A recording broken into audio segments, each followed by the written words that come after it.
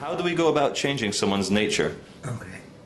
First of all, as a kid, when I was about 15 or 16, I asked all those questions you're asking now. So I said to myself, how can you make a world of uniformity, bring all the nations together? The social customs, their concept of God is different.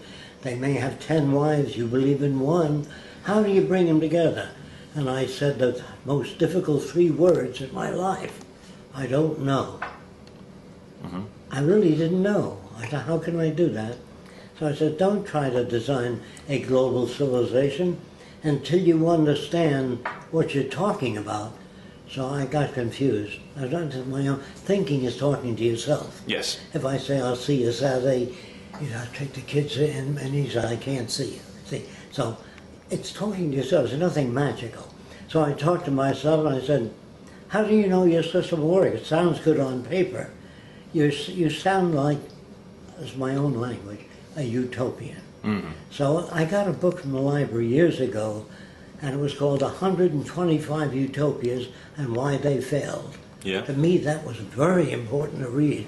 And I read that book, and I came up with something slightly different. I felt that I had in my day a thing called a Victrola. You wind it up and the record would play. And I was thinking within those terms, and my age, like 94, I've seen so many changes that I couldn't accept the notion of utopia. If I designed a very good city, that's the best I know up to now. But I know that that new city would be a straitjacket to the kids of the future. Yes. They'll design their own cities. So if you made a statue of me in front of that city, you hold back the future. If you have a laptop, which I'm sure you may have, okay, a laptop is not the best that can be. It's the best we know of up to now. Yeah. 10 years from now, the laptop will be smaller, lighter, faster, everything. You can't freeze anything, or you can't use the word utopia because it assumes you've done the ideal civilization, and to me that's ridiculous. Anything I design can be surpassed. Yeah, of course. Even in the history of my own work, I keep changing things. Okay, but I have no fixed notion. All the visions of the Venus project I've seen, they look beautiful. They are stunningly well-designed worlds. But it seems like a lot of the people that I've spoken to, not yourself yet, I'm speaking to you now, they see a world without greed, without fear, without murder, without governments, without police forces, without investment bankers. How do you attain that if there's such a thing as jealousy, even a thing like that? Or terrorism. Someone might want to blow up. Sure. Yeah. I met many different people in my travels, and I try to explain what jealousy is. See, they don't define their terms. If you ask a particular person, what is your conclusions now in life that you're 70 years old? Because, well, I'm a nature lover. I believe in letting nature alone. I think nature is a wonderful thing. I say, you mean you like hurricanes, earthquakes, which killed thousands of people? That's nature too.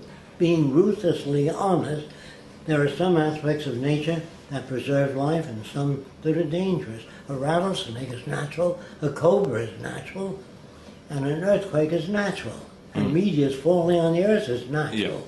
So I'm not a nature acceptor. There's some aspects of nature I like, other aspects are detrimental to human beings.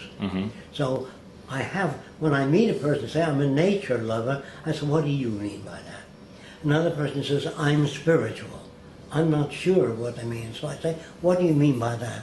You mean you have no locks on your door? If you see a hungry person, you bring them into your house and feed them? Oh, no. I know that what they're talking about, they have no real clarification of the use of words. And then I begin to get confused because I want to know what the other person means when he says, I believe in social design, I'm a socialist. I say, or I meet another guy who says, I'm a communist. I said, how would you prevent corruption under communism? I don't know. I said, how would you house the millions of people that need housing? I don't know. Then just say, tell me more about what you believe in. They have no information. Then I meet a friend of mine or an acquaintance, not really that close, and he told me he was running for political office. I said, I'm so sorry to hear that. Well, yeah, He didn't get the message. He didn't understand. Of course he didn't get. He said, what do you mean by that? I said, as politicians, I've met many of them in Washington. And I said, how would you stop cars from hitting each other? I don't know. How would you increase the agricultural yield without exhausting the soil? I don't know. Or what do you know about the physical world? Oh, well, I guess I'm not technical. I said, you understand that everything we have today, your cameras, your car, your airplanes, your communications are all technical. And if a politician is not a technician, I don't know what they can do. I really don't know what they understand. I said, when you fly in a commercial airliner today, you don't have to call the pilot and say you've been flying at an angle. Straighten up. He knows the business. The navigator knows how to get to where you're going. And it's all done by some branch of technology. So, is technology the answer? No. It has more answers than non-technology. Okay. Be good. Be kind. What do you mean by that? So to me it means that everyone should have access to a relevant education. All people all over the world need clean air, clean water, arable land, and a relevant education. Relevant means no advertising, no lawyers, no businessmen, no investment bankers, people that have the ability to make food grow, take care of physical injury. Those are the real people. I don't know of any other kind of people, but there are people called philosophers, which sit back and meditate on their navel or go into a room and free their mind of all kinds of thought and come up with wonderful answers. What is needed in the world is peace and harmony. How do you attain that? I don't know. If you don't have a method of solving a problem, they say, I don't know what you're talking about, Jacque. So I said, well, if I had anything to do with it, with the running of a nation, I would take down signs, drive carefully, slippery when wet. I put abrasive in the highway so it's not slippery when wet. There's other signs, school district, 14 miles an hour. The power output would be 14 miles an hour. So you can step on the gas all you want to. And it says dangerous school children crossing. I designed a gadget that looks like this, and when a kid presses the button across the street, he can't go across until the red light goes on and the pavement turns up like that. It's like a cone. And so no car can hit a kid. That's how I say I care. I don't know what it means. I believe in peace and harmony and goodwill. I understand the language, but I know it has no backup. Sure. So the Venus Project differs from other projects in that when I said to myself, how are you going to change people? I said, I didn't know, so I joined the Ku Klux Klan. Did you know about that? No, I didn't. In Miami. Did you? And I dissolved it in a month and a half. There were 32 members, including the head guy. After that, I joined the White Citizens Council. They hate foreigners. So I joined by identification, so they identified with them. But I always worked on their leader. And I dissolved it in 1 month alone. Then when I came back to New York from California, I asked a lot of people, well, who are the most backward people in the area? Yeah.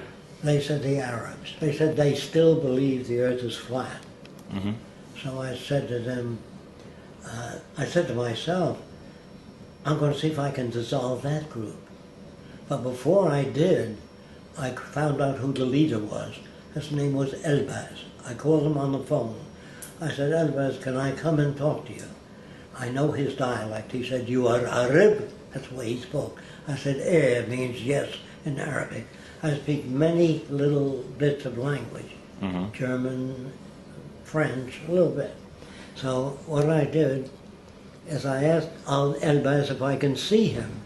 He said, from where your father he born? I said, Lebanon. He says, come and saw me, means come and see me. So he said to me, when I get to see him, alone, he said, you believe the world is round? I said, yes. In his country, that means that's ridiculous. Then he held his hand up like this, and he pointed to his head, telling exactly what he did. He said, if the world is round, man fall me down here. All the water, he fall me down from the world. So he said to me, you saw what I'm telling you? I said, yeah. So I gave him a balloon. I brought the balloon there, and I rubbed it with fur real fast. And I put some cornflakes in his hand and told him to hold his hand 10 inches away from the balloon. Do you know what happens to the cornflakes if you rub it with fur? I don't. Electrostatically, they move up and adhere to the balloon. It's called static electricity. Yeah. So his jaw hit the pavement after the cornflakes went all over the balloon. I didn't fall off. He said, world he magnet? I said, yeah. Ah. And he explained that to all the others. So you showed them some An evidence. hour and a half. Yeah. And I turned them around. Okay, let's is it You okay don't if I turn people around with logic. Doesn't work at all. evidence? That's what they like. Well, for him, what he considers evidence, not what I consider evidence. Then I thought in the Bible it said, honor thy father and mother. My mother was a racist and a bigot. She hated foreigners, Japanese, blacks, and I brought a Japanese kid home one day. She said, I don't want that kind around. So I used reason, as a dummy. I was a kid, I thought reason is a bridge. Didn't work at all. No. So I said, if you can't get to your mother, you can't change the world. You want to know how I changed the Klan with my mother? Sure. Okay. I befriended a guy named Lou Merlin, who was head of the Klan in Miami, that group. And he had a war surplus store. You know what that is? If you don't understand. Yeah, Army-Navy store, yeah. Yeah. So I used to buy lenses. And he said, what do you do with the stuff you buy? I says, Lou, you're welcome to come to my lab and see what I do with it. And I did different optical devices. And he said, you a smart guy. I said, what do you think of the Klan? I said, it's a great organization, but it doesn't go far enough. See, if you attack, it doesn't work. No. He said, what do you mean doesn't go far enough? I said, Lou, after he visited my lab, he respected me. And here's what he said, will you come on down to the Klan and talk to our boss about what you're doing? I said, Lou, they wouldn't listen to me, you know. He said, I didn't want to listen to you. You a smart guy. I said, Lou, if you can do that, that'd be fine. So he said, I want you to listen to his here, Jacque. He knows what he's talking about. Because he was impressed by things I showed him. I can tell you what I showed him, too, later on, if you want to know. Anyway, he said to me, after I talked to his guys a little while, I tried to talk to them about animal training, because they're interested in dogs. They hunt a lot. So I showed them some films I did on a bunch of animals that I had trained that sit at a table. And I bring food there. It's real, and they eat it. Then I said, before I worked on animals, I worked on insects. I'd paint formic acid on a tin can, put an ant on, the ant would follow the formic acid. Forever. Never say, hey, I've been here before. He'd never walk off unless I painted the formic acid off the can. And then I know that most insects respond to sounds, chemicals, light. Then I worked on animals. My greatest difficulty was snakes. In conditioning snakes, I didn't even know how to start. This is when I was a kid. So what I did is I put a rack of brown mice in with the snakes, and the snake would center its head and grab the mouse, and you'd see the hind legs kicking. And I was wondering how he swallowed it. The teeth have back rate, and they move up and back, shoving it down the throat. Yeah. He didn't swallow. Then I wanted him not to bother the white mouse. So I put a white mouse in there, and I put a glass partition between the white mouse and the snake. And he'd center his head on the white mouse and hit the glass. And after 10 or 15 times, when the white mouse was anywhere within the area of the snake, it would make an attempt. So I pulled the glass out then, and the white mouse can go anywhere in that cage, but the snake would only eat the dark mouse. And the next thing I did is photograph the white mouse sitting on the snake's head, all going like it. Yeah. And the snake was moving around, And never wouldn't bothered. You'd condition the snake. Yeah. Then I said, what about nature, like jealousy? Is that inborn? Is that an instinct? Or is it learned? So I talked to a psychologist about it. He says, no, it's a natural thing, jealousy. It's all over the world, in every animal. And I said, give me an example. He said, well, if I reach for my cat, the dog growls, particularly if I put it on my lap and stroke it. So I said, is that what you mean by jealousy? He says, that's what I mean by jealousy. That's an operational definition. So I said, if it's instinctive, I'm going to try to find out. So I would feed the dog a little bit of fresh liver and then reach for the cat. And keep feeding the dog fresh liver, and after 10 to 15 times, when I reach for the cat, the dog's tail would wag. So if it's inborn, that wouldn't happen. Mm. The dog would still growl. So I had to reject that. Mm-hmm. So I began to talk to scientists, mostly psychologists in the old days. And I said, why do you adjust people to the system? It's insane. Mm-hmm. That's what they do. They have to be stupid to do that. Because psychologists are brought up with a routine of behavior, and they are given statistics that are not always accurate. And so I began to do a lot of work myself. Now my grandfather changed me in certain ways. He said, Jacque, people came from all over the world to America, and they brought the printing press. The Arabs brought algebra.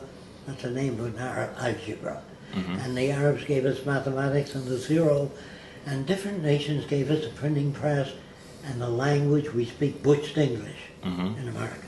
Yeah. So my grandfather said, if you love the earth, pledge allegiance to the earth and everyone on it. If you pledge allegiance to any one nation, you're negating all the other people. Mm-hmm. And that made sense to me. Now my grandfather in other areas was not sane. He was unsane. He believed there were people lived under the ground that looked like us, that were replicas with chicken feet, webbed foot. So there were certain areas of my grandfather's behavior that made sense. Yeah. So in school, I refused to pledge allegiance to the flag. Apparently the teacher I had at that time didn't like that. She grabbed me by the ear, dragged me all the way down the hall to the principal's office. I was only about 14 then. And she said to the principal, he doesn't want to pledge allegiance to the flag. So the teacher looked at the principal, looked at the teacher and says, you're excused, you can go back now. And he put his arm on me. He says, why don't you want to pledge allegiance? Everybody does. I says, everybody once believed the earth was flat. It doesn't make it flat. Somebody said, what do you think of American history? I'm giving you the guts of what changed me. Mm-hmm. I said, well, everybody in the history books says the right thing and does the right thing and doesn't sound like real people. They make mistakes, they have errors in judgment, and they don't have any of that in the history book. Everybody looks right. So he said, well, what do you think of the teaching we do in school? I said, when a teacher says to a child, that's wrong, there's no information in that language for a child to work with. Well, that's not what I told you. There's no information in that. Mm. So I said, what is information? I said, if a child spells cat with a K, say you're very close, draw the two letters that are close and change the K to a C. But don't say that's wrong, because it has no... He says, I'm going to have to call your mother in. So I says, I'll do what you have to do. So my mother comes in crying, the usual, what did he do? She's going like that. And he says, he didn't do anything. Well, we really have no place for him in our schools. So I said, oh my God, what's going to happen to him? He says, I don't think you have to worry about that, because I'm going to take him to the bookstore and buy him whatever books he wants to read, and let him read what he wants to read in school. I'll rope off the area, but I want him to come to me once a week and tell me what he's reading and why he's reading that. So I'll have to tell you a little bit about other bits before I continue. Sure. Can I? Yeah, of course, yeah. Okay. We've got plenty of time. Well, I wanted to know how airplanes fly as a kid on this thin substance. I could not understand it. So I asked my mother and father and my relatives. They had no information. So I finally went to the library and got out a book called The Wright Brothers. And I was very anxious because for years I wanted to know. I opened that book with great anxiety. And it starts out, it was a sunny day in May, and Mrs. Orville Wright was hanging clothing on the line. I didn't want to know that. That bothered me. And I had to go through the whole book was sunny day in May. And near the end of the book, they killed a pigeon, and they put wiring in its wings to keep him out there. And they moved the wings up and back to find the center of gravity and launched it. And that was information. And when I'm back to school and I look at the books, most of it was Sunny Day in May. A lot of bullshit and little information. So I began to read and scratch the bullshit, the Sunny Day in May, and look for substance. So I was able to read more substance than Sunny Day in May. Then he died in about a year and a half after he set that up, and they took away that privilege. So I played hooky. I didn't go to school for 6 weeks. One day I came home and the truant officer was sitting on my doorstep. He said, "You Jacque Fresco?" I said, "Yes." "You haven't been to school for a month." I said, 6 weeks. He said, "That's right." He said, "What do you do when you're not in school?" I said, "I go to the library and I read what I want to read. I go to the Museum of Science and Industry and look at what I want to look at." He says, "Do you hang out in gangs? Do you use drugs?" I said, "No, I'm not interested in that." He asked me, "What do you do at home?" I said, "I have a little lab. It's not very elaborate." He said, "Can I see it?" I said, "It's under a condition that you don't tell my mother who you are, because she would become hysterical." Yeah. He said, "I agree." I shook hands with him and I showed him my lab. Then he said, "I can't say you're wrong, you're not doing anything bad." He says, "You can do me a favor if you want to." I said, "What kind of favor?" He says, "Show up Monday, just to show that I did my job, and you can play hooky all you want to." So I liked the guy. He was a nice guy, and I did that, and I never went back to school. I began to hitchhike toward California. Why? Because airplanes dropped pamphlets. They said, "Come to California, there's lots of jobs." And I couldn't get a job. My father couldn't get a job. This is during the Depression. The banks failed. They paid off a new home. They didn't pay it off. They made down payments and several payments. When the banks failed, they couldn't continue the payments. 15 million people in my area were sleeping in every empty lot. That was the beginning of social conscience. I looked at store windows. There were phonographs. You know, the old thing you wind up. There were all kinds of things available, but they didn't have money. They were good people. They made shacks. And at the same time, I read there was going to be a bonus march on Washington by the veterans of World War I. That's years after the war. The government promised soldiers $600, but they didn't have the money at the time to give these millions of guys $600. So they marched on Washington with their uniform, their medals, crutches, wheelchairs, and they were sleeping in every empty lot around the Capitol. Well, I was a kid in Washington watching that. And General Douglas MacArthur, I don't know if you ever heard of him, he was a captain then. He said, the Senate said, "Get those guys out of here, it doesn't look good." So he ordered them to leave, and they said, "Not until we get our bonus." So he had his troops throw tear gas at them, and that bothered me, no end. Well, they were tear gassing soldiers. Yes, tear gassing veterans. Yeah, because wanted their bonus that the government promised them. Yeah. And then I said to myself, this shit's got to go.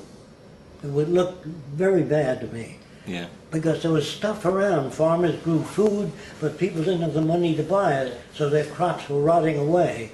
And I noticed at that time it was a depression. Now, you'll have to take my word for it because you weren't around then. There were people up on soapboxes with an American flag and a Nazi flag, talking about the Nazi point of view. Yeah. There was socialists, communists, Mankind United, all kinds of people talking of new ideas. It was the Depression that stimulated that. Yeah. Where they lost confidence in their elected leaders. Kind of like we have now. Yeah. Yes, exactly. Yeah. So I was standing in front of a communist speaking, and he said, "Beat it, Sonny." Because I was just 16 or so. It was all adults. No kids weren't interested in that. But I was standing there, and he said, "I told you to beat it." I said, "I want to hear what you've got to say." He said, "Why?"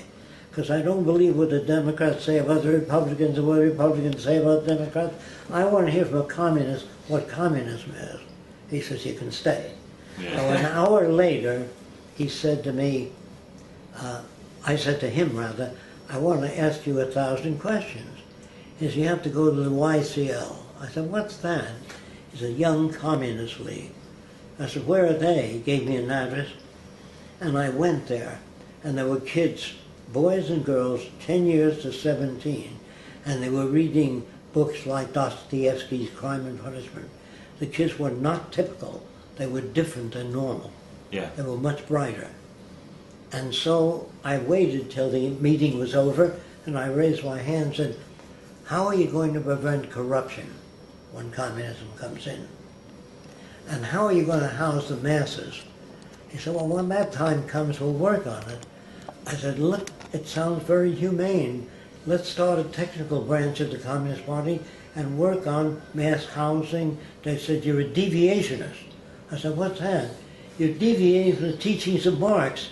I said, I'm trying to help. I'd help anybody. So he said, you'll have to leave. You're deviating from Marx. But the vice president of the Young Communist League said, let's hear him out. And they kicked us both out. Mm-hmm. This guy was dumb, I think, because I was only going to help anybody. Yeah. Anyway, after they kicked us out, that was the time I hitchhiked to California.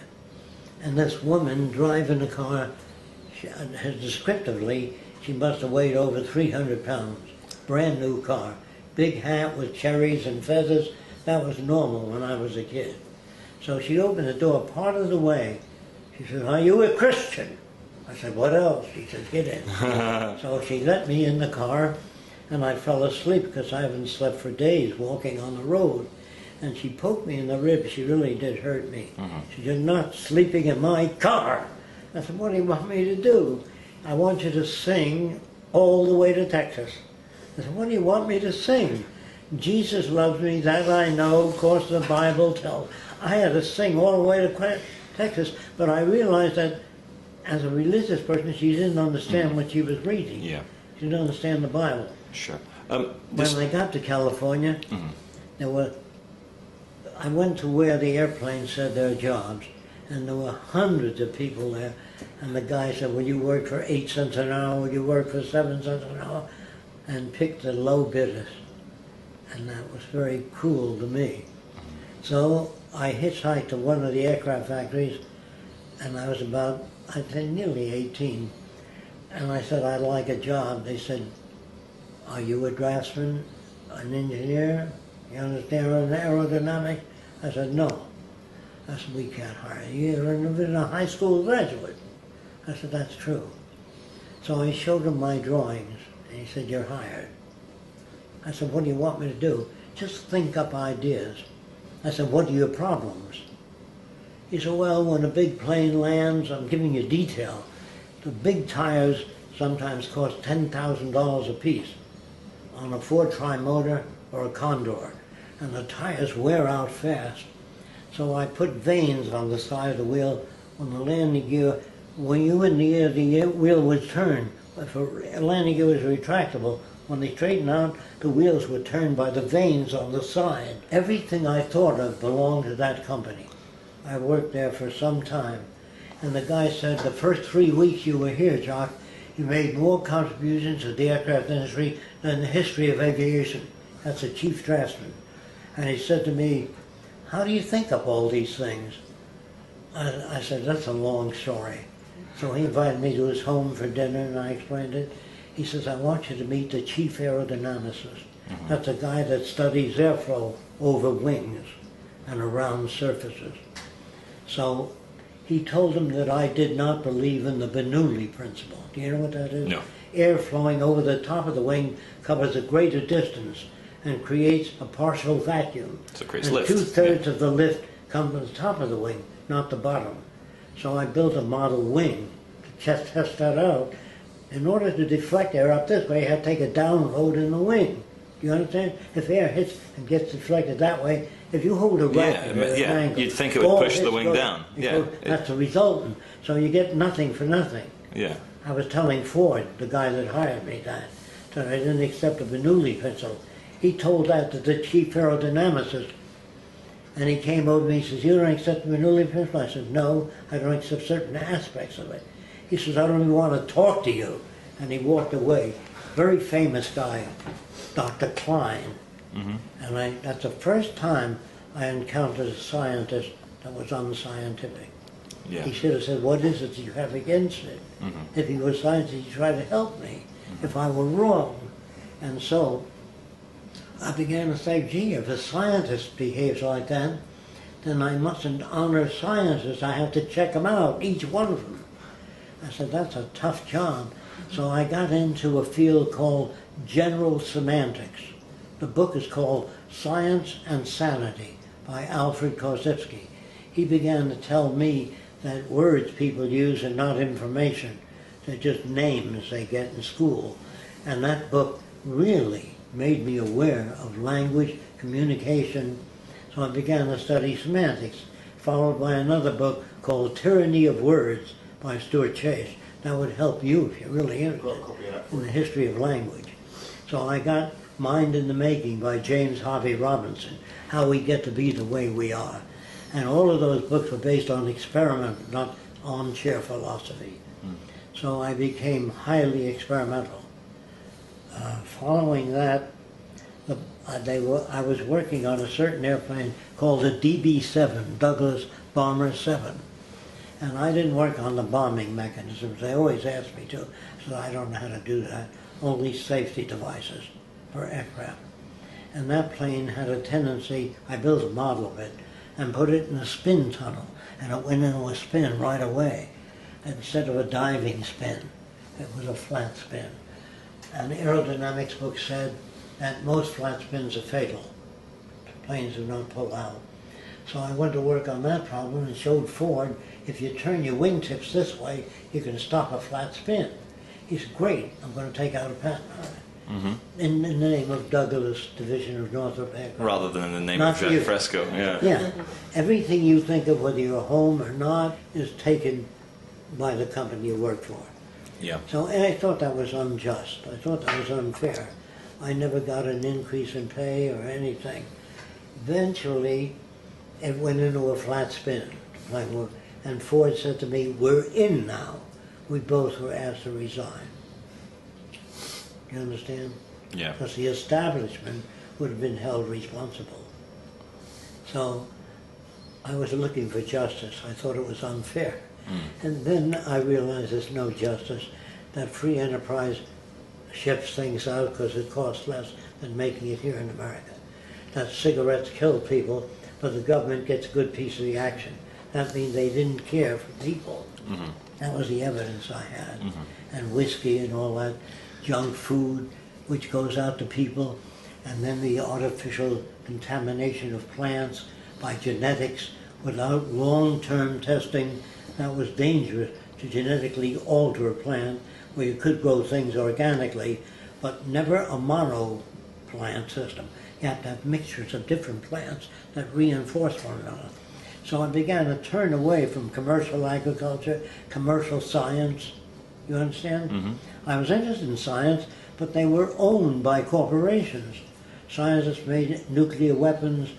A guy named Albert Einstein wrote a formula, and he helped. And the Szilard and Oppenheimer worked on the atom bomb. And in the Bible there was something useful. It said, cast ye not pearl before swine. You know what that means? No. Don't give people things that they're not ready to use intelligently. So technology became a lever of the armed forces and government, where they worked on killing machines, because they were patriotic. In Germany, the German scientists, some of them left, but most of them stayed and made weapons. In Italy, the Catholic engineers made airplanes against America. In America, the American Catholics made planes, and the priests used to dip their stick in holy water and bless the airplanes in the wartime. Whereas in the Bible it says, thou shalt not kill. Yeah. Love thine enemy. Turn the other. I always thought the irony of having priests and chaplains in the military was I'm just delicious telling you irony. My background, which I think you ought to know. Yeah, absolutely. I just didn't come up with these ideas. No. So the way I was raised, I was forced to encounter those things. Yeah. Thank you. Like you've seen quite a few things in your 94 years. So I need to ask, you know, one of the bogeymen of the whole truth movement is David Rockefeller. You and him are the same age. What is the secret of your longevity? There's no secret. There's just a lot of work to do, and I don't think in terms of eating to live. I eat.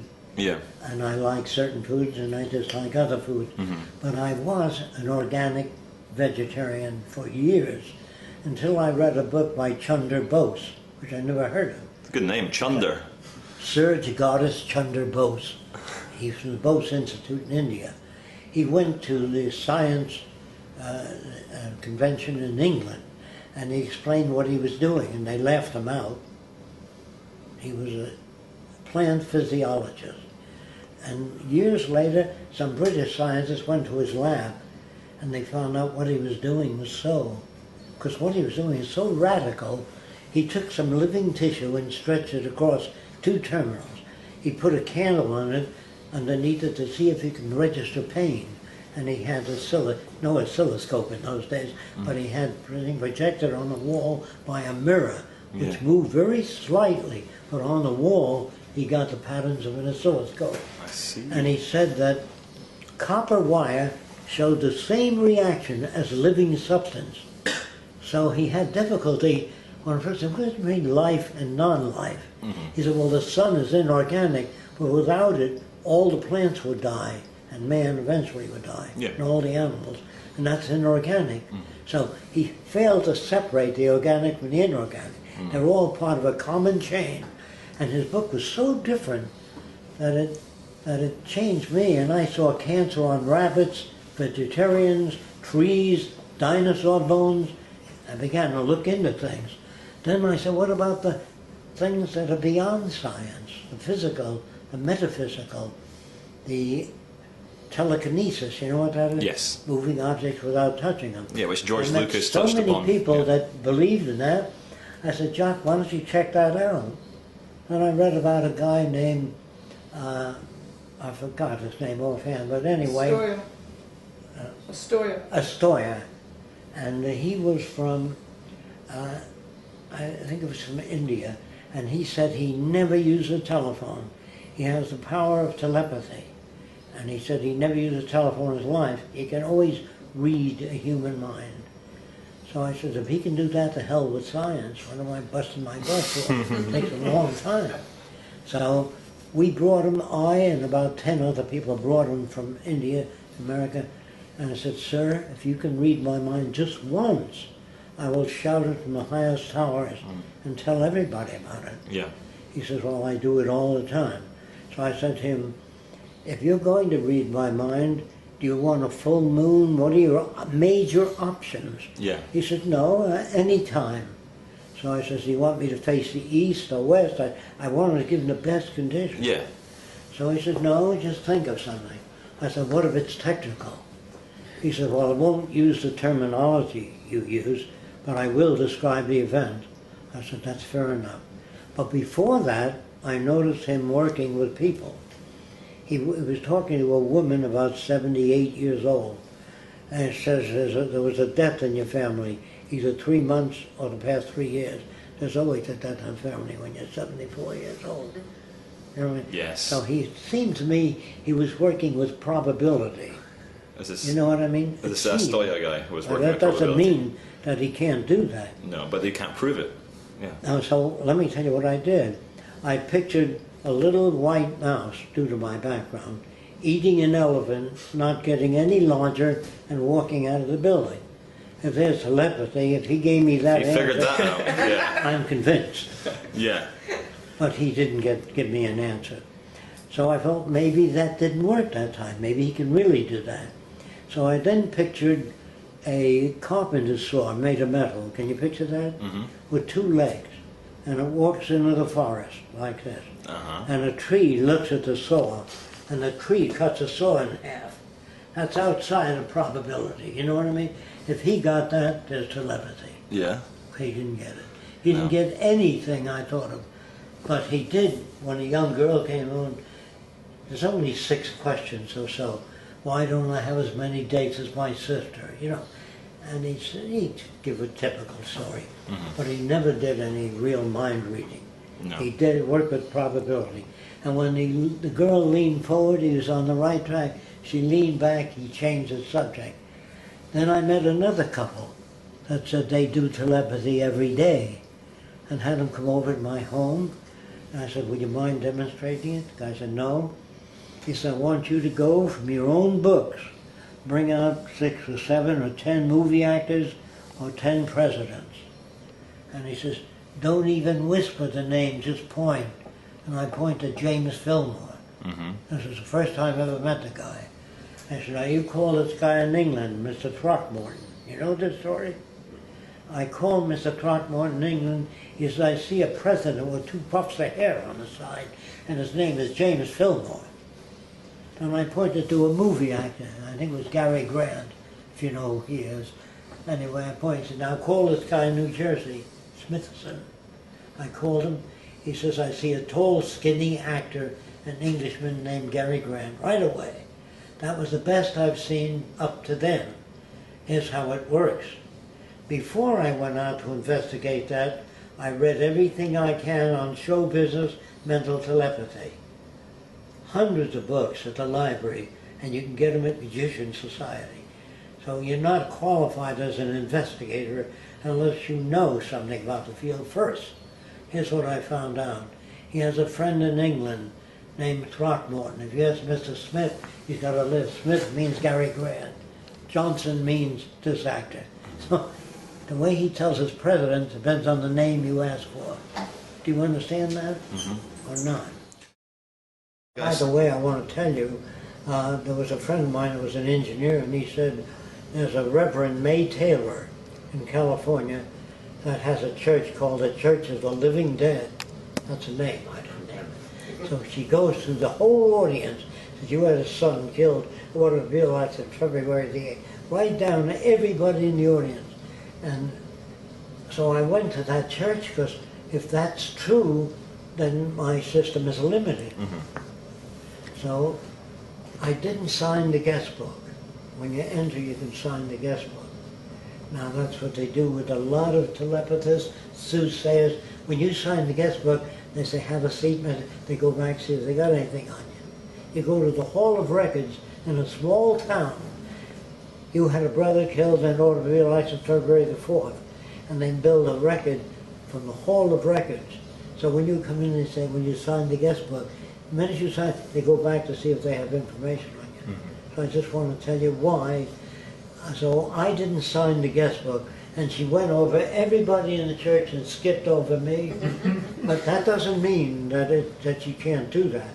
So I asked 10 friends of mine to go to that church and sit separately, but don't sign the guest book. I want to check her out if she's real.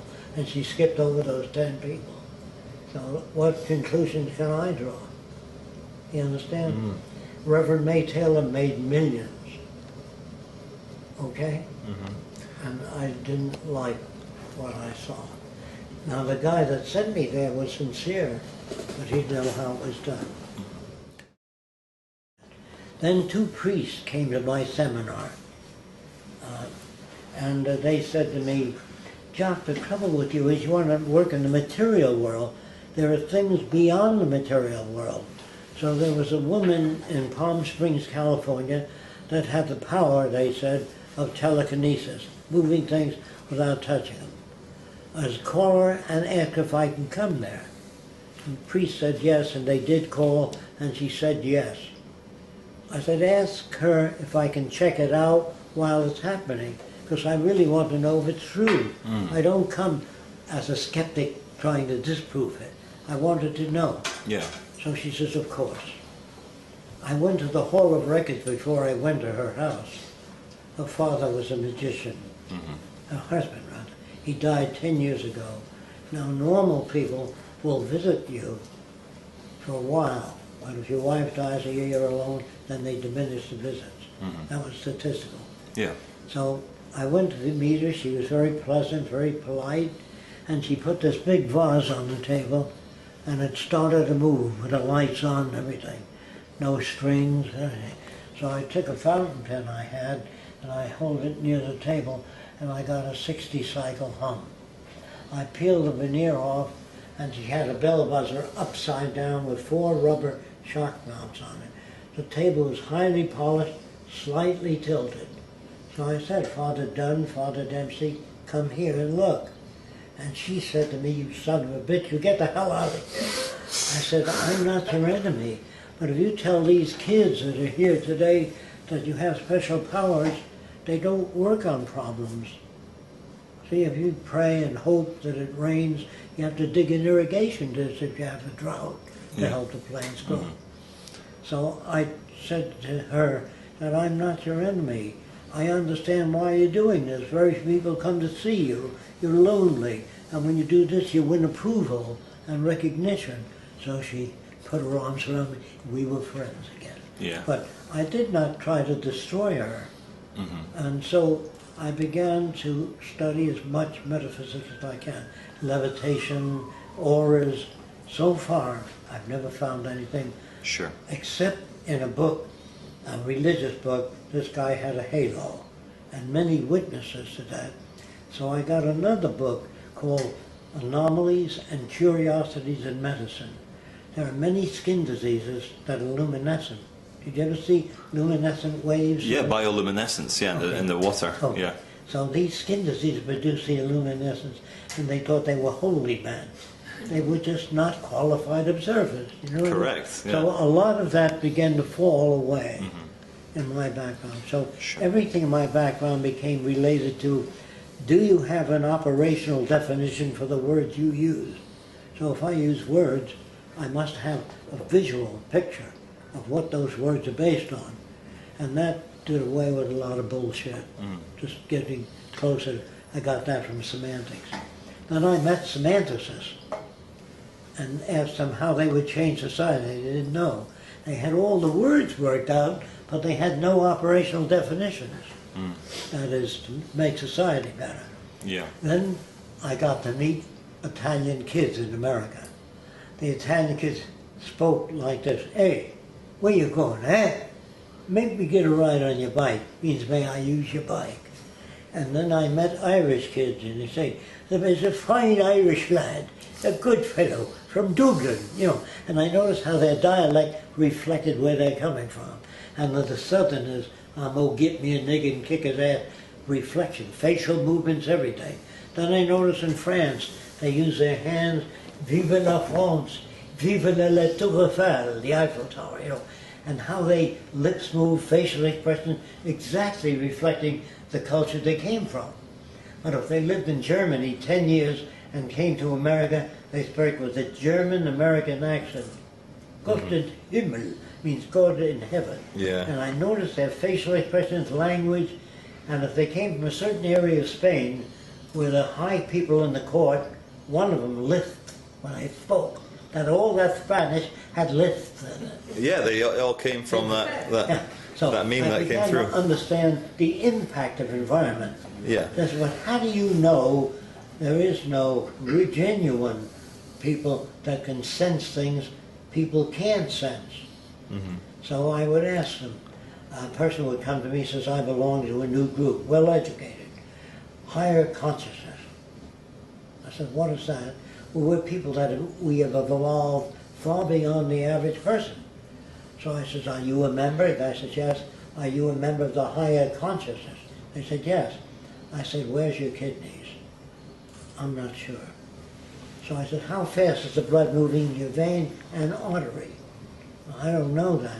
I said, what do you mean by higher consciousness? If I can't check it out, how do I know what higher consciousness means? I know what he thinks he means. Yeah. He doesn't. So anyway, I went to Trinidad because I read in a book that they can walk over red hot coals by state of mind. I said, boy, if a man can do that, you put meat on fire, it cooks. And if you can have a state of mind where you can walk over red hot coals, I want to know about it. I went to Trinidad because there was an Indian colony, and I read that they can walk over red hot coals. So I went there, and they do burn these coals until they have an ash, a white ash, 1.5 inches thick, and they don't walk over red hot coals. They move pretty fast over the ash. Over the powder so ash, yeah. I walked over, the same thing. Yeah. And another guy came to me with a long needle, a crocheting needle, pulled his skin together and ran it right through his face, too. He says, I don't feel pain. So I had a friend that was a doctor there. I said, this guy claims he can control his pulse rate, make it faster, slower, just by thinking. And the doctor said he's doing that. So I churched under his arm. He had a cork ball. By pressing on the cork ball, it weakened his pulse. So I said, here, Doc. He said, gee, I didn't see that. I said, I know that. Here's how it's done. Do you understand? Yeah. Before you try to investigate anything, read everything you can. Get information. Because it's information that is closer to reality. Let's come back to the Venus Project. First of all, why did you name it the Venus Project? Oh, because I used to call it socio-cyberneering. Socio-cyberneering. Yeah, which means the application of science and technology to the betterment of all the world's people and the restoration of the environment. Okay. As long as you had separate nations, you're going to have trouble. Okay. Why Venus? Because later on, we went looking for land to build an experimental center. And I found some land in Venus that was not sprayed with poisons, toxic things on plants. Venus, Florida. Venus, Florida, yeah. Okay. Nobody Sure. could pronounce the word socio-cyberneering, and it was before cyber became well-known and popular. So Yeah. we named it the Venus Project. Okay. We lived in Venus, Florida. How did you meet Peter Joseph? Well, Peter Joseph ran Zeitgeist film, and a lot of people wrote him. After the film, they said, okay, what you say is interesting and informative, but what do you do about it? How can you change things? He said he didn't know. Roxanne sent him a copy of the book I wrote called It's a World Without Money. The best that money can't buy.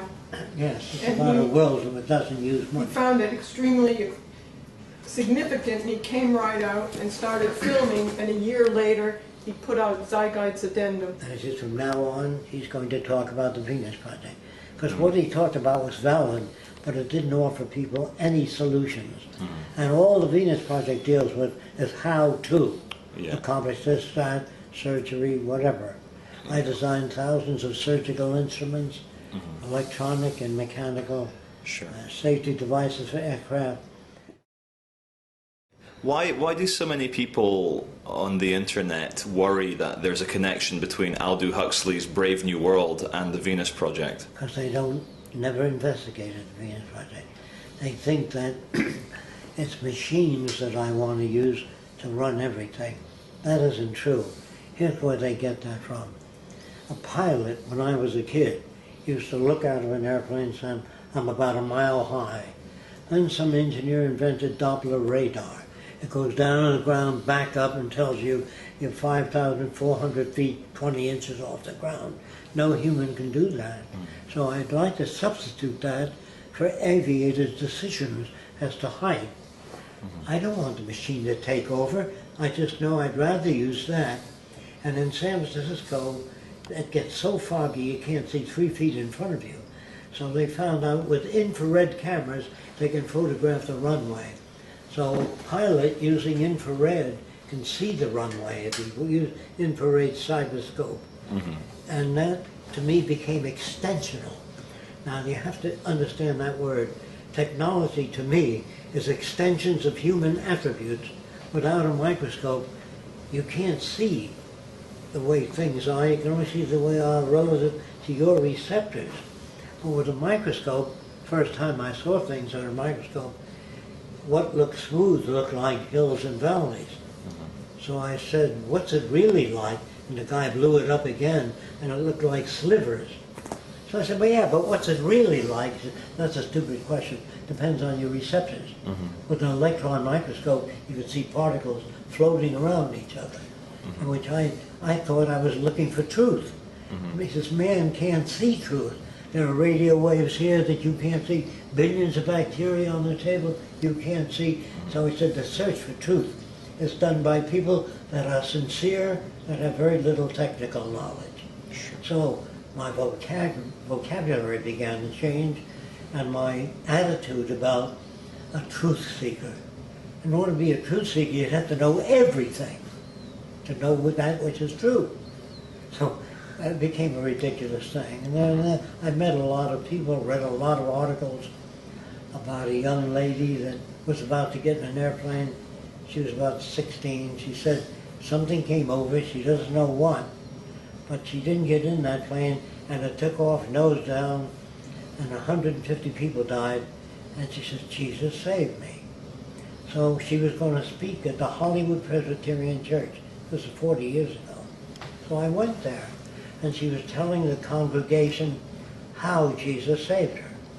All the feelings that came over her. And they all said, Amen, God bless you. So I walked right up to the pulpit. I was not a member of that church. I said, he didn't want you, he wanted 150 people. That was just to show them, the little girl, that she was self-centered. So that I waited outside the church to see if it affected anybody. And they shook my hand. They said, I'm so sorry, I used to think that way too. Which is good. I didn't want anybody. Well, I got 4 of your kids were killed in a car accident, and one wasn't. The mother said, Jesus saved him. It's just where he was sitting in the car in relation to the impact, you know what I mean? Okay. So I began to think, why are there car accidents? Why can't we put a proximity device on a car? So if a guy wanted to run into you, he couldn't, because the proximity device would turn on your brakes. Then about 9-10 months ago now, there was an experiment in information retention. And computers at that time could retain 1,000 trillion bits of information per second. No humans can do that.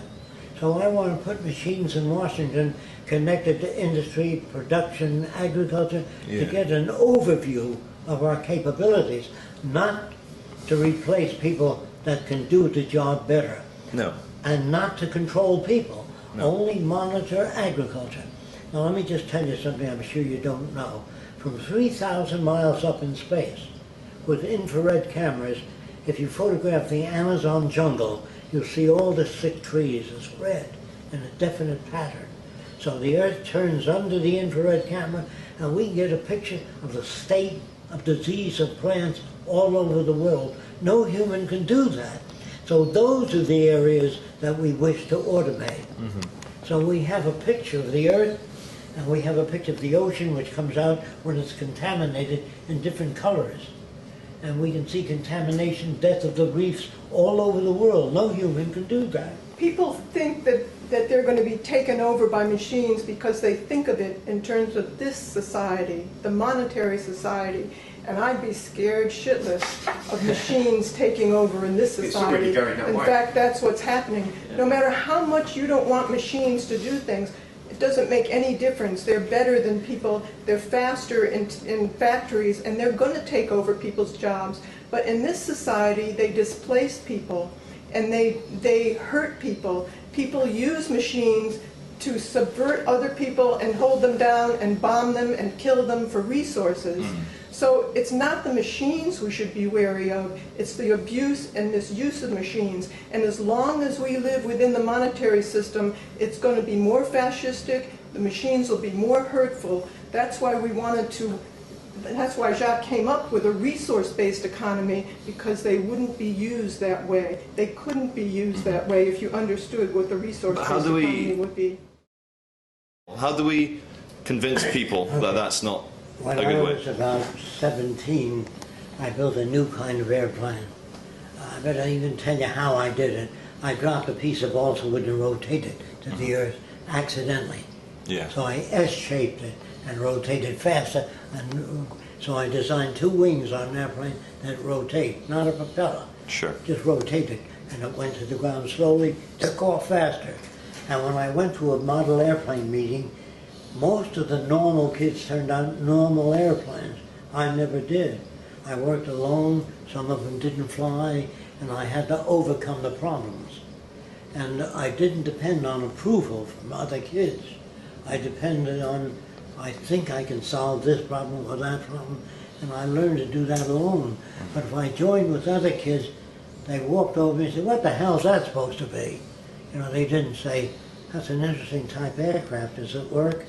You know, they didn't do that. And they appeared to be abnormal to me, but made that way by associating with normal kids. Yeah. Then I began to disassociate with normal kids and began to read and experiment. But I was reinforced for it because when the principal roped off the back of the class and he let me read what I wanted to read, I was beaten up by normal kids. In the aircraft factory, when this guy Ford roped off an area and says, just think up new things, I was beaten up by the engineers. Can you understand that? Yeah, because they don't want you. They don't want to deviate from. So I began to lose respect for education. I began to look into universities, and they were better equipped than ever with technical equipment. But the wars were getting worse. They could bomb whole cities with nuclear and wipe out thousands of people in a few seconds. Yeah. And so I said, there's something wrong with our culture, obviously. Very much so. And so I went to work on the redesign of a culture. That's what made me started. And then the problem is, how do you change people? For years have been brought up, generations. So I went back to China and started to study Chinese. And I asked Chinese people with correspondence, was there ever a Chinese baby born that spoke Chinese through the thousands of years of speaking Chinese? They said no, always had to go to school.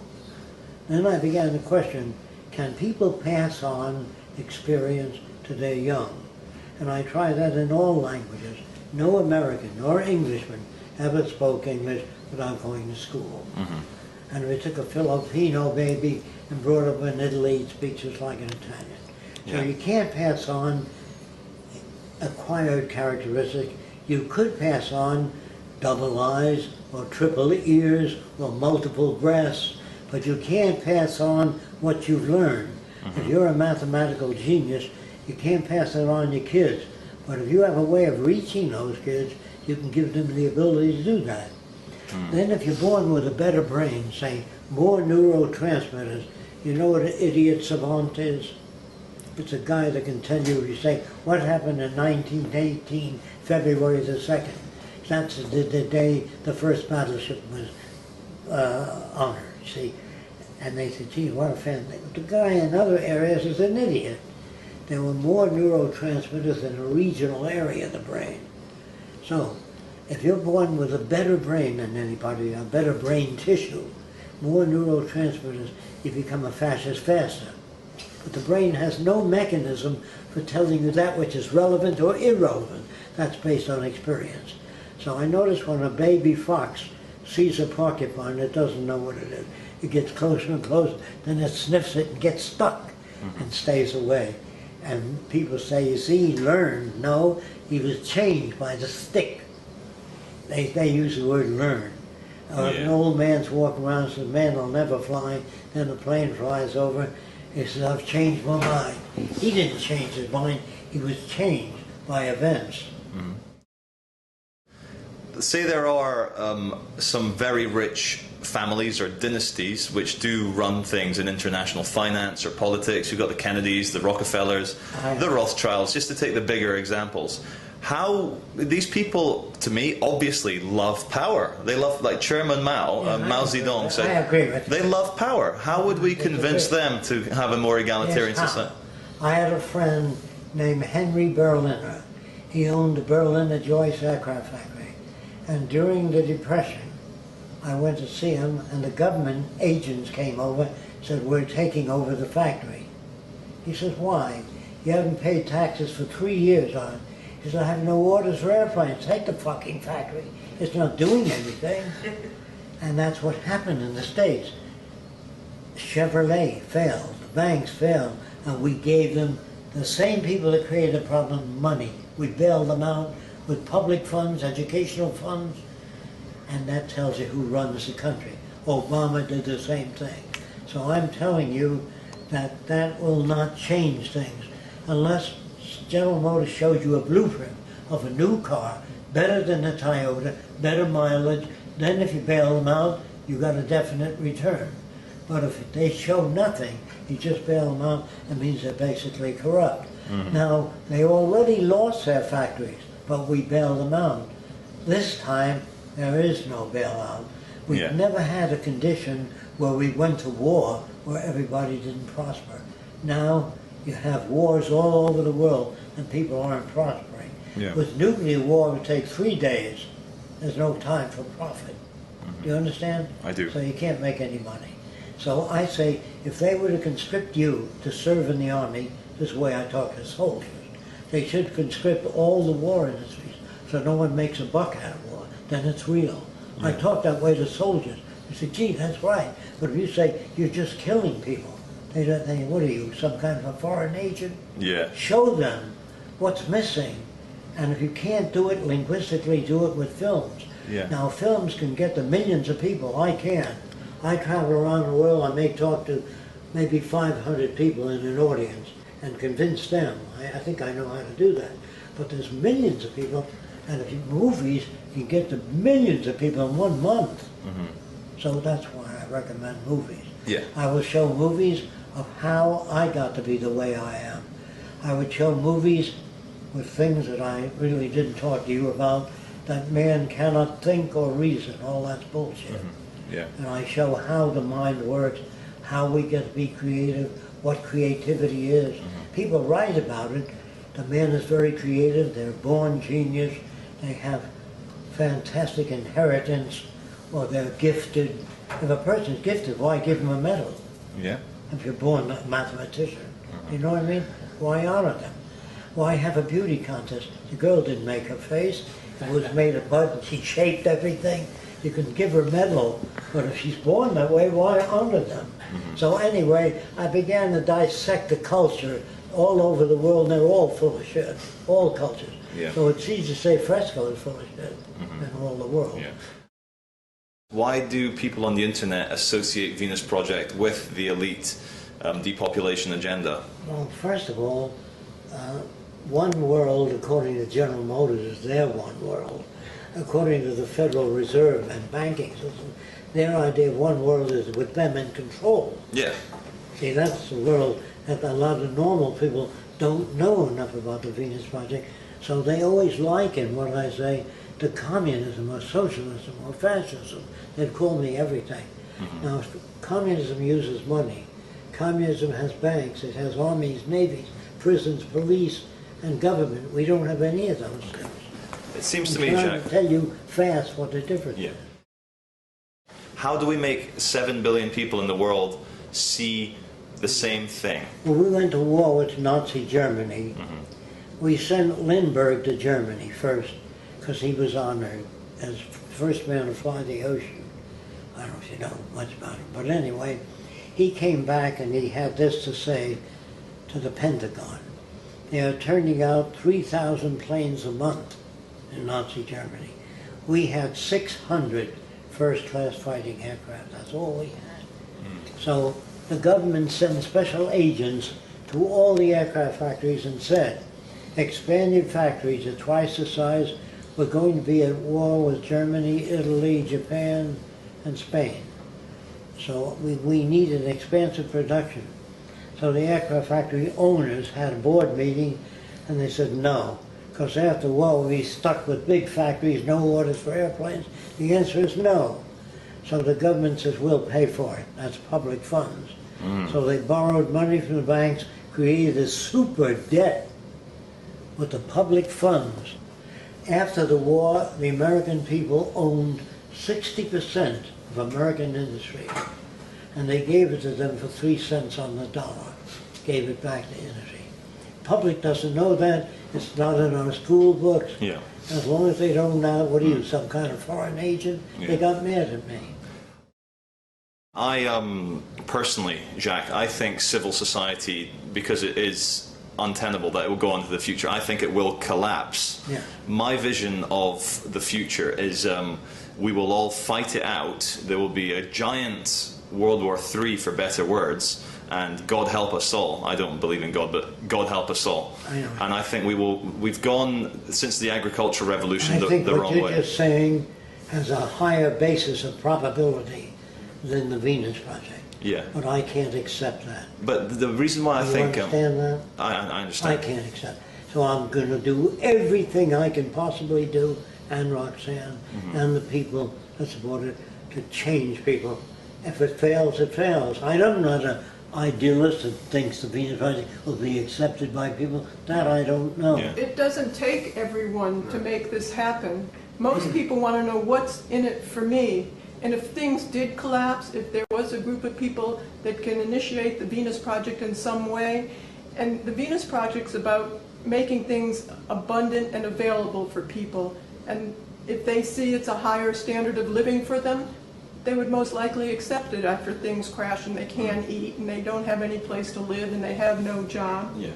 Well, we all know that to make big change, it's so much easier after chaos. Yes. Like in Hurricane Katrina, the companies went in there, privatized all the schools, no problem. But if there wasn't a direction to work toward, if there isn't another alternative, and I don't see any other alternative out there that's updated with our science and technology for the benefit of people, not for the benefit of industries and corporations as it is today, but for the benefit of people and the well-being of the environment, then we're not going to make it. We'll turn right into fascism. So the more that people understand this direction, that there is another direction to work towards, and not people who misunderstand it and thinks that the Rothschilds or one world government has, it's funny to us that it's because it's so much the opposite. They haven't looked into it at all. Then we might have some chance of some kind of sane, sustainable future. Sure. Yeah, the Venus Project would seem appealing, but would people in the Venus Project be happy if I took all the people back into the jungle and lived away from your society? Like, is it possible for there to be two ways? The jungle, there's so many people on Earth today.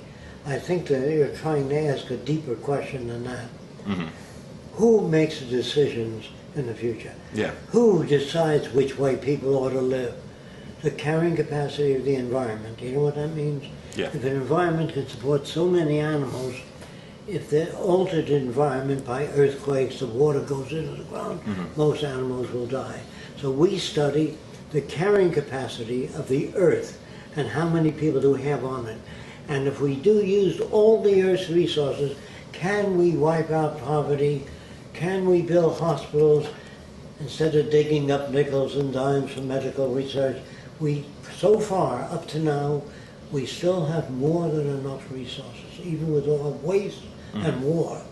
Now, if you take the cost of World War II, I'm talking about bombing England, bombing Germany, flattening it out, 400 ships on the bottom of the sea, thousands of millions of dead people, and just take the money that it cost to fight that war. You could have housed everybody on Earth, wiped out the slums all over the world, built hospitals all over the world. There's something wrong with our culture. There's something wrong with all your bullshit mathematicians. They're always doing higher plane mathematics. That's why I don't like this guy in the wheelchair that is interested in particle behavior. If you were a scientist, why do people kill each other? Yeah. Get out of that goddamn field. I don't give a shit about whether the planet moves and oscillates in an orbit while the world is going to hell. Yeah, let's get our priorities right. Yeah. Yeah. Does that answer your question? Yes, it does. Our problems now. Yeah.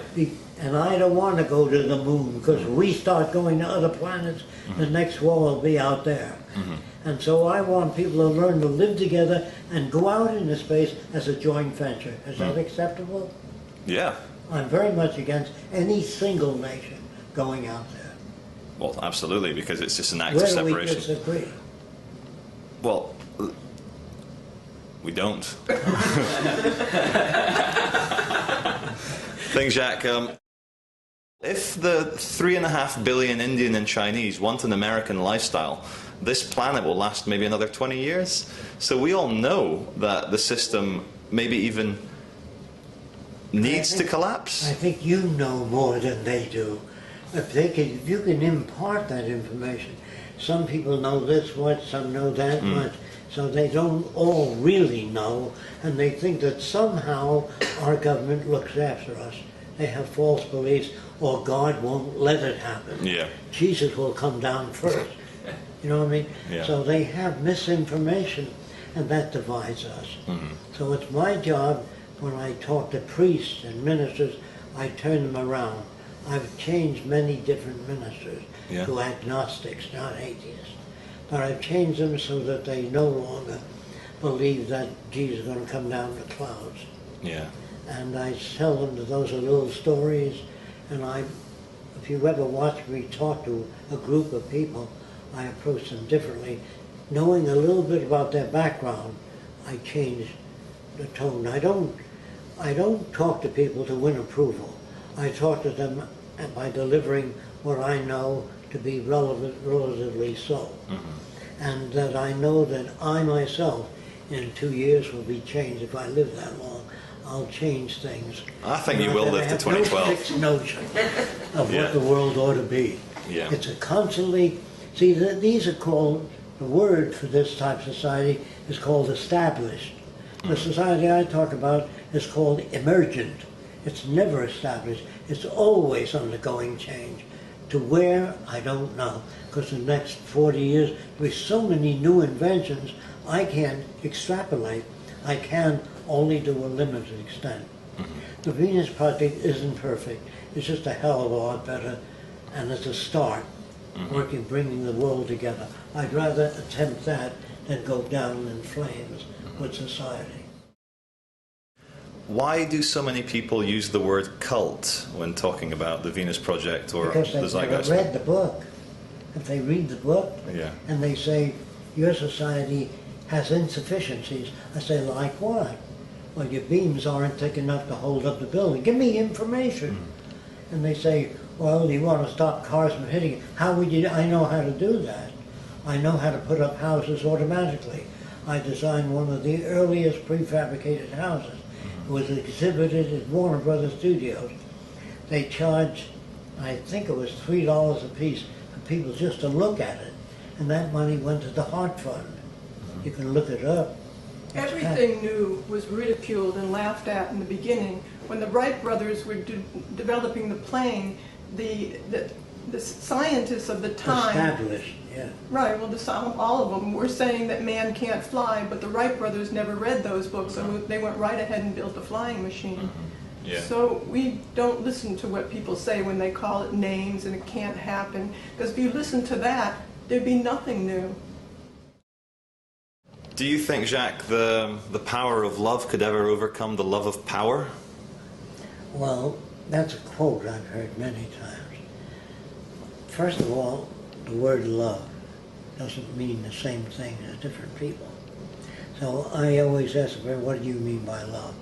I'm going to tell you what that love will crash and a new word will come in. It's called extensionality. If you meet a person with 6 arms, you might say, what the hell's that? He says, I can pet a dog, eat soup, strike my back, and shake hands with my brother-in-law. But people don't do that. They, I know something I'd like to do with my spare hand. Okay. All that. Okay. So the point is, when people use the word love, they use it in the context of the civilization and experience that they had. Yeah. In the future, when people meet, a guy is going to see how extensional that person will be to him, and they will associate with one another because of extensionality. Meaning, if you met people that taught you how to grow food faster, healthier, how to live healthier, if you realized what they were doing, you would tend to associate with people that were extensional. The word love has so many different meanings, so many different people, we would rather use extensionality. So when I told the aircraft industry you can break a flat spin by turning your wingtips into the wind, when I told them you can get airplane tires to turn, they loved it, but the tire companies didn't like it. Of course not. Understand that? Yeah, because it affected their sales. You need less tires. So you gotta, that's why you have to concern yourself with many different aspects of the social system. Yes. I think my personal role is to bring about chaos out of the order. Do you have anything to say about that? If for someone like me, I want to... You don't have to worry about it. It's going to happen. Yeah, exactly. Yeah, I agree. It's happening now all over the world. Okay, let's get more close and personal now, Jacques. We've got 15 minutes left on the battery. Do you have any religious or spiritual or esoteric or occult beliefs? If I know what you mean by those words, I'll use the term extensionality. Okay, yeah. Well, like transhumanism, is that, am I understanding it correctly? Yes, I'm interested in that. Okay. I believe that humans 500 years from now will be very different than we are. So different that we won't make the history books of the future. We're so low grade and primitive. Yeah. Many people would argue that we used to be. I don't like what I'm saying, but Yeah. that's the way it seemed. You asked me. Why do you not like what you're saying? Well, because I wish they would have been reasonable enough to make the transition without all the suffering. Yeah. They're not. So I hope this film puts many people, makes them calmer about you guys, because I agree, the world is fucked. Yeah. Yeah, it's fucked. And the Venus Project offers something which we could do after it collapses, because I think, are we both in agreement, Jacques? It needs to But collapse. people get mad and they say, why do you wait for the collapse? Why don't you do it now? It's impossible to do it now. Yeah. But yeah. we're working It on it. We're not just sitting around and waiting for the collapse. What's No. important now is to educate people. Let's do a positive Before the alternative, a workable Yeah. alternative. And it takes a lot of education because it is quite different in every area. Sure. I asked you about any religious, spiritual beliefs. You said extensionality? You know what I mean by that? Yeah, yeah. The microscope is an extensional device. When I first met Einstein, I said, do you believe in truth? He said, what do you mean by truth? I said, well, this is smooth, I said. And he put it under a microscope. So this is Einstein, you and meant? it looked like that, yes. And I said, gee, is that what it really looks like? He said, no, he blew it up more. It looked like slivers. So he said, if you lock your frame, naked eye vision, this is smooth. Yeah. But to an insect, this is rough. To a germ, it's mountainous. So I said, what's it really like? He says, that's a stupid question. We can't see what things are really like, only what they are to our receptors. Yeah. I said, I didn't understand you. He said, well, the dog can hear 30,000 cycles in sound. The best humans can do is 22 cycles, 1,000 cycles per second. Yeah. He said, sharks can detect 1 ounce of blood at 5 miles in the sea away. No human can do that. He says, so when you say humans are the highest evolved forms, you are projecting, Jacques. He said, there are many different animals. A chicken hawk can see a dime from the top of the Empire State. A human being is a 3-foot ball. So when you say we're the highest forms, talk about what area. So when you talk about love, say, do you love your mother? In what area? I didn't like my mother's racial views, her prejudice, her bigotries, but she was nice to me. Yeah. She was concerned. So when you say I'm in love with that person, that's never true. You like certain aspects about them. And once you learn that it's a fluctuating thing, you don't become confused. You understand. Yeah. So Because what I I'm asked. talking about is extensionality, in the reference that I use it. Okay? What is consciousness to you, Jacques? Well, people believe it's a degree of awareness. That animals don't say, I'm alive, I'm living on Earth, how interesting. And if you show a cannibal a wristwatch, open the back, he'll say, look at those fantastic gears. He can't. He doesn't even have the association. Doesn't care. So when he looks at a watch, he grins. Yeah. That's all he does. He says, nice. And he'll wear it around his neck. Yeah. Never use it as a timepiece. So people, depending on their background, do not see the world you see as you see it, because lack of extensionality in their education. They're educated to serve the institutions they're brought up in. They're not educated to what you call think and reason, go beyond that. We try to do that with every human being. And where we fail, we'll try to solve that problem. If I can't get to a person, I say, I don't know how to get to them. I don't say they're dumb. So I don't know how to reach them, which makes me work harder. Okay? Do you think ultimately everything will be okay for the human species? I don't know. No. How do I know that? No. We may kill each other. Well, we've been doing And it we for may hundreds even of build thousands. this beautiful world and the media smash it. I don't know. Who the hell knows? I saved a kid from drowning once. And somebody said, it's a wonderful thing you did. And I said, that I don't know. Because I see a picture of that kid's life thereafter. If it became Adolf Hitler, I'd say I did a lousy thing. I don't know. How would I know? Jacques, do you think there is one infinite consciousness and we're experiencing it subjectively? not at all. No?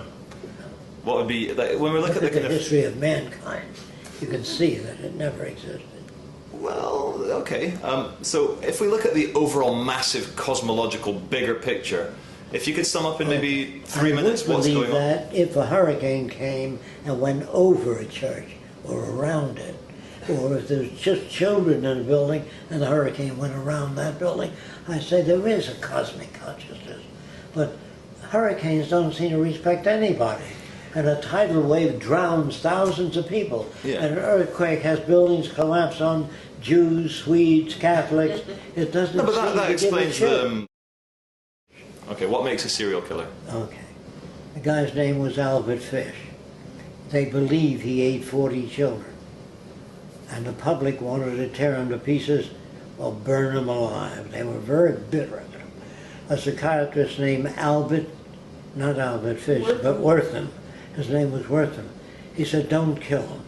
I want to try to find out what made him that way so we can avoid those conditions in the future. I like that guy. And he is what he found. When Albert Fish was 8 years old, he was touching his private parts.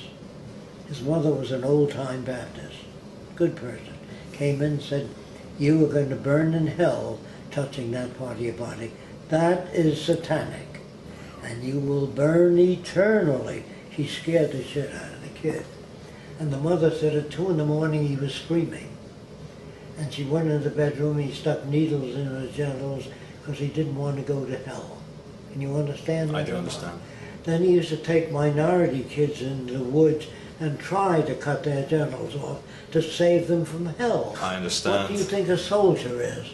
He's a guy that saw movies of Japanese raping women. That's called propaganda. Yes. Because Japanese have as many rapists as we have. They're not all that different. But with propaganda, you can make people hate Germans, call them krauts, sauerkraut from that. And Or nowadays Japanese Muslims. slanty-eyed bastards. Whatever it is that we hate, we manipulate. We make movies to get kids to enlist in the army. Yeah. Showing medals, heroes. And I want you to know this. I worked for a guy named Ernst Udet. He was the head of the German Air Force in World War I. I worked for him. Really? I said, how did you shoot down 70 airplanes? He says, it was very easy. That's the way he spoke. He said, I would fly above the squadrons and look at the rookies. You know what that means? The amateur pilots weren't good at getting, and I'd pick them off. Was that Predatory, clear? yeah. Yeah, that's how he did it. Yeah. When you were asking, how could you possibly do that? Yeah. And he answered, well, yeah, this is how, yeah. He told me. Excellent. Same for Eddie Rickenbacker, American hero. Shot down about 65 planes. There's no other way you can do that. If you had equal abilities up there, you might last through 6 or 7, but not 71 airplanes. Yeah. Do you understand what I'm saying? I do understand. Okay. So to me, all the people that are heroes, they're all part of this sham. Yeah. Okay? I'm not mad at them or angry at them, I understand them. If you're brought up in this world and you have a machine gun and you kill 400 men enemies, they put medal on you, 5 medals. Yeah, you're not a mass murderer, you're not a serial killer, you're a hero. Do you understand? There are no mass murderers, no heroes. They're made by certain conditions. Yeah. And if we don't know what those conditions are, hate substitutes for solutions. How they get to be the way they are. Yeah, then it makes them a lot less scary. If you know how to change them, Yeah. if you know the mechanisms of change, it takes, people say, how long would it take to change all the people on Earth? Given control of the broadcasting companies, movies, and the media, it's 3 months. That's all. 3 months. That's all. That's probably quite true. Well, they did it We with got swine that- flu, I got that Islam. from the army. Yeah. I said, how do you take people out of church, kids, and make them killing machines? Yeah. We get a guy named Frank Capra. He made a movie called Why We Fight. Make the Japanese look bad, make the Germans look terrible, make Spain look Works awful. every time. And it works every time. All How right. long did it take? 3 months. So give me movie control of television, radio, and it doesn't take that long because the people get, they change other people. Absolutely.